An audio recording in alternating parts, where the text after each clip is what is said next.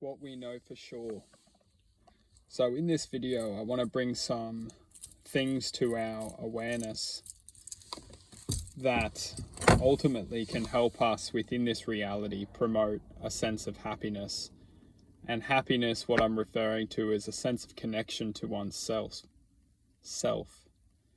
Because a lot of the time when we are experiencing this reality, the true disconnection to ourselves is the distraction we are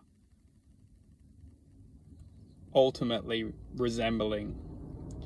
Our minds are the essence of thought, and our thoughts take us and engage us in a perceptual awareness, which ultimately is encouraging us to make decisions and promote our life in the opposing direction, which is ultimately going to lead us to find the contentment within ourselves. Our mind is projecting us outward. However, to find true contentment, we need to project ourselves inwards.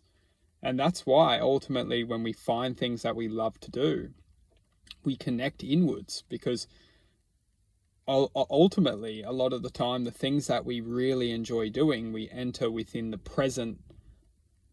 presence of action. And when we're truly present, we're ultimately aligning to a sense of oneness with ourselves. We don't think, we're not perceiving information we may be perceiving information, however, we're at one with that information. We're almost at peace within that present moment.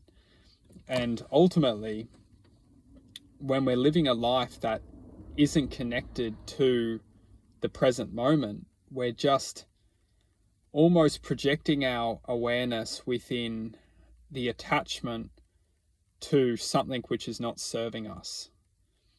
And realistically, if we're constantly projecting our thought outwards, we're aiming to get somewhere, we're focused on achieving something, we're determined to become successful, we're determined to become happy, we're ultimately determined to achieve something which is only within our perception.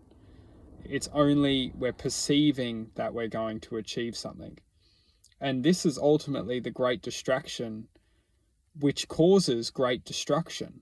And it causes great destruction to ourselves, because when we achieve this imagination, we're often left feeling so empty. We feel like we've achieved this, and in order to achieve, we've basically disconnected ourselves from ourselves. We've manifested our thoughts. However, our thoughts aren't connected to a sense of emotional accomplishment. And it's not to say that our thoughts can't bring us great goals and make us achieve great things, because ultimately our thoughts can bring us experiences, and those experiences can lead to resembling a sense of inner determination that can seed and grow and manifest its own internal beauty. What I want to highlight is that our mind's projection is ultimately reflecting an identity which we're growing and we're becoming, and this identity is often constantly engaging with us within our minds. It's engaging and saying, we got to do this, we got to do that, we got to do this, we got to do that.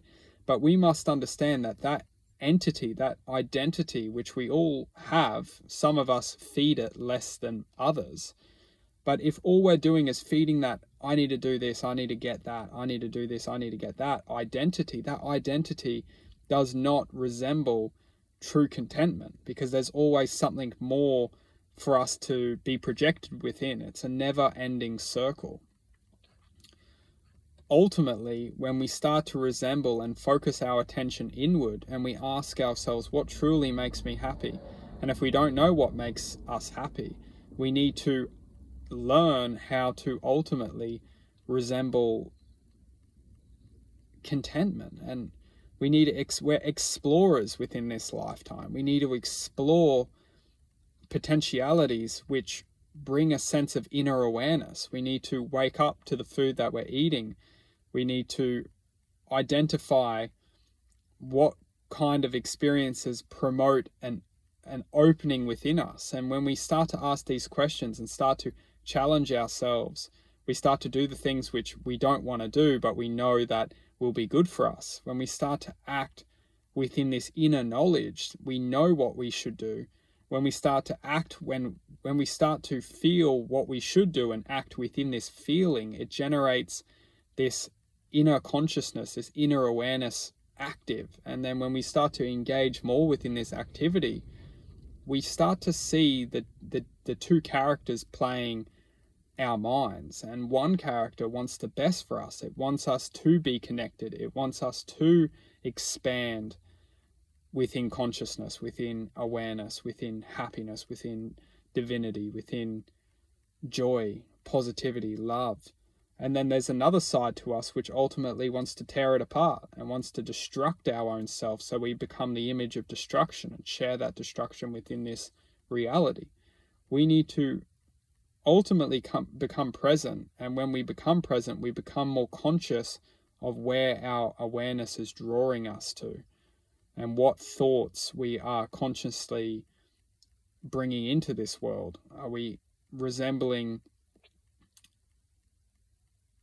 the truth within us, or are we resembling the ego of the mind? And ultimately, that's the question we need to ask.